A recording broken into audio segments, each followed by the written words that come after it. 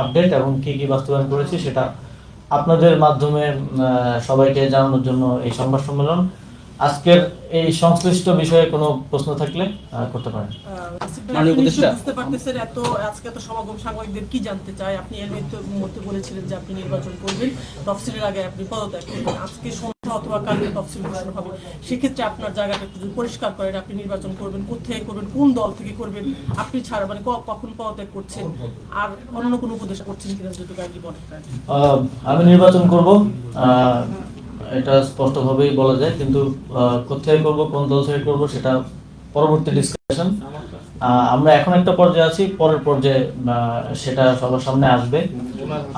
আর অন্য যে বিষয়ে প্রশ্ন করলেন সে বিষয়ে আমরা কোনো কিছু বলার এখতিয়ার নেই, সেটা আমাদের মাননীয় প্রধান উপদেষ্টার কার্যালয় থেকে আপনাদেরকে যথাসময়ে জানিয়ে দেওয়া হবে।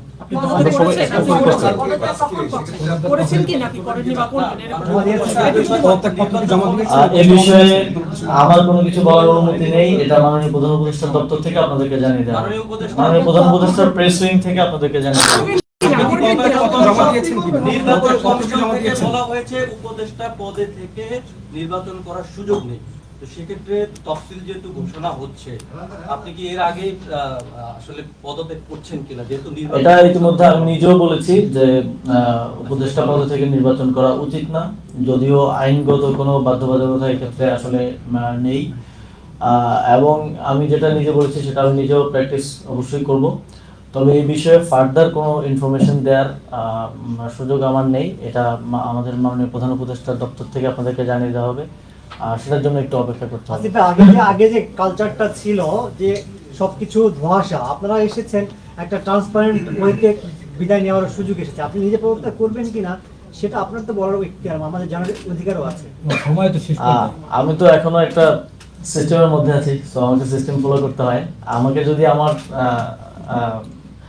উপর থেকে কোনো নির্দেশনা আছে সেটাকে আমার মেনে চলতে হয়, তো সেই জায়গা থেকে এই বিষয়ে আমি এখন আজকে কিছু বলতে পারছি না।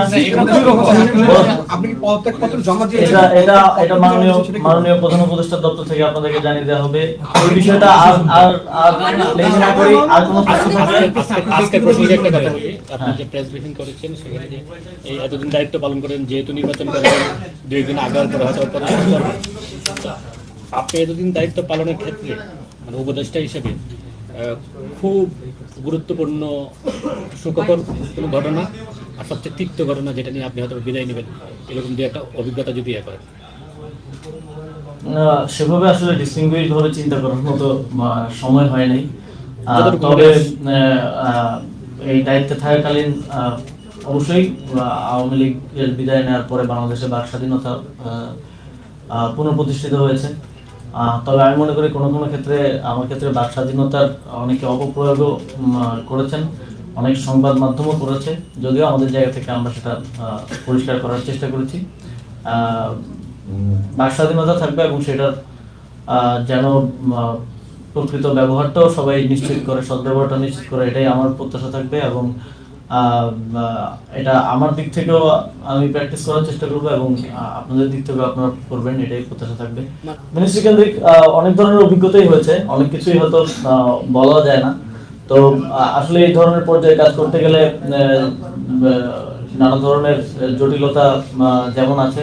বিগত এই প্রায় 1.5 বছরে আমার মনে হয় যে আমি এর আগে আমার জীবনে প্রায় 25 বছরে যা শিখেছি তা এই 1.5 বছরেই তার থেকে অনেক বেশি শিখতে পেরেছি। এটা আমার জন্য একটা লার্নিং প্রসেস ছিল।